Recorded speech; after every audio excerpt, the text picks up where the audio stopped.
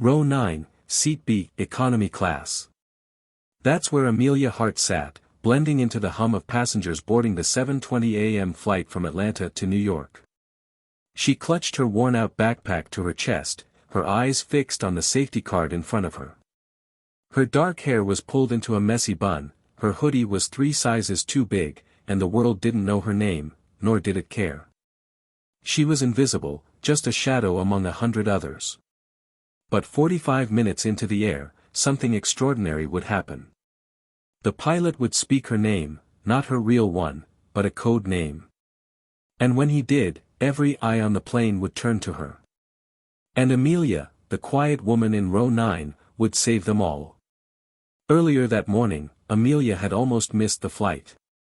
Her rideshare app glitched, forcing her to run nearly a mile through downtown traffic with her bag swinging wildly off one shoulder. Her breath was ragged as she reached the gate just as the final call blared. She hadn't flown in years.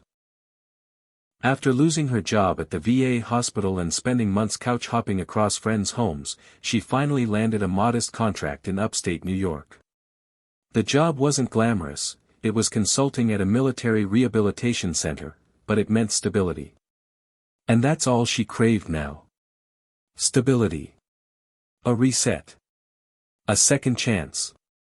The flight seemed like any other. Flight attendants gave their rehearsed smiles. Babies cried. Businessmen barked into Bluetooth headsets. The woman next to Amelia munched almonds while typing an email. Nothing felt out of place. Until it did. About 43 minutes after takeoff, just as the seatbelt signs blinked off and carts began rattling down the aisles, the cabin lights flickered. Once. Then again. Then, a jolt. Not turbulence.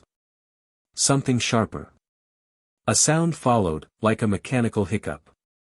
Then the engines began to rumble unevenly. Gasps. Whispered prayers. The woman beside Amelia clutched the armrest. "Ladies and gentlemen," came a sudden voice over the intercom. "This is your captain speaking. We're experiencing a technical irregularity. Please remain calm and seated." But his voice wasn't calm. It was clipped. Measured. Like he was buying time.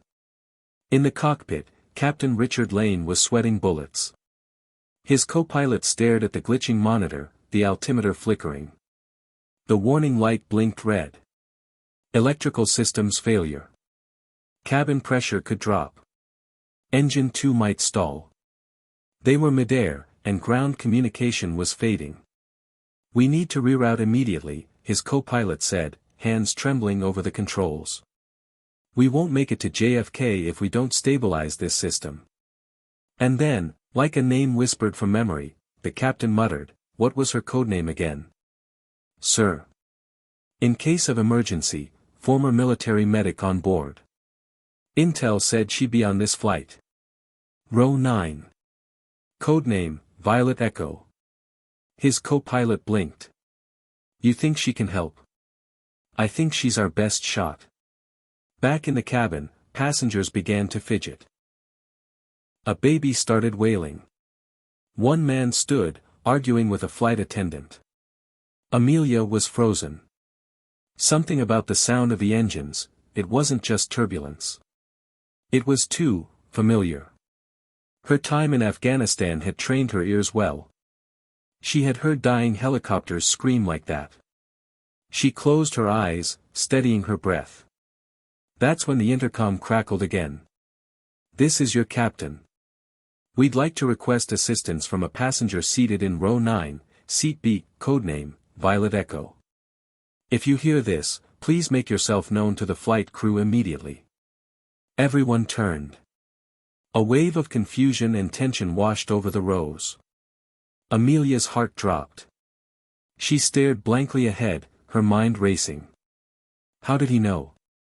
Years ago, during her deployment, Amelia had served as a combat medic attached to an elite airborne unit. She'd saved dozens, sometimes under gunfire. But after returning, life hadn't been kind. PTSD, bureaucracy, and the quiet indifference of civilian life wore her down. She'd once been awarded the Silver Star. Now, she could barely afford rent. And yet, somehow, someone remembered her. She stood slowly. The cabin hushed. The flight attendant approached her. "Miss Violet Echo?" Amelia nodded hesitantly. I guess that's me. Captain Lane needs your help. Please come with me."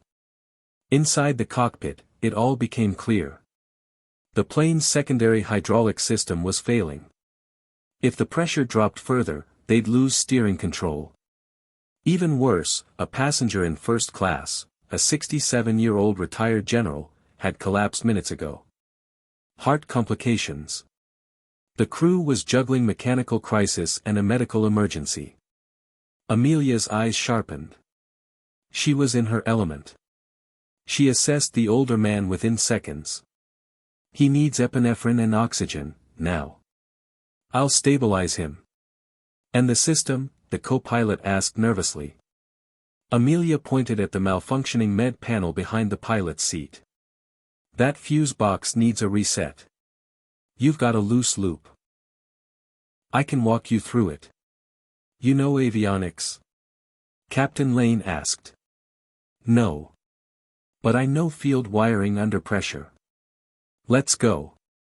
For the next 22 minutes, Amelia Hart, the woman no one noticed in row 9, held the fragile balance between life and death.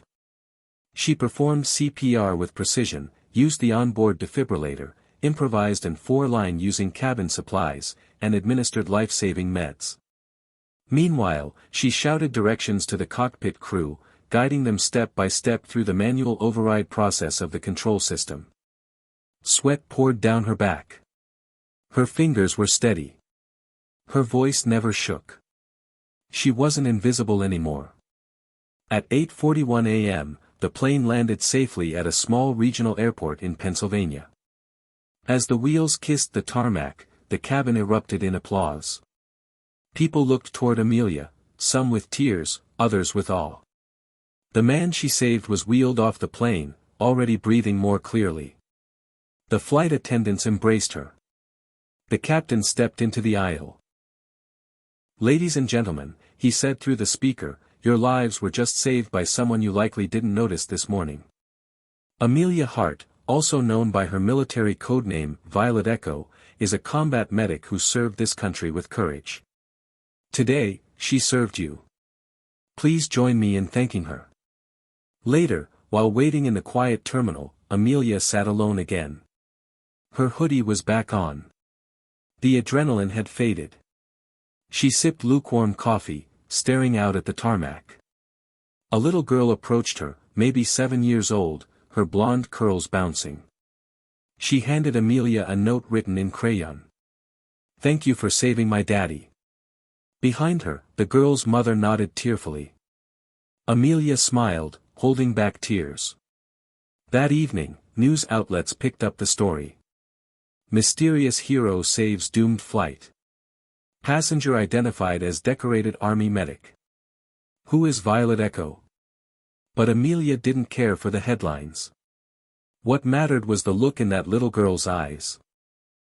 The heartbeat of the man she brought back.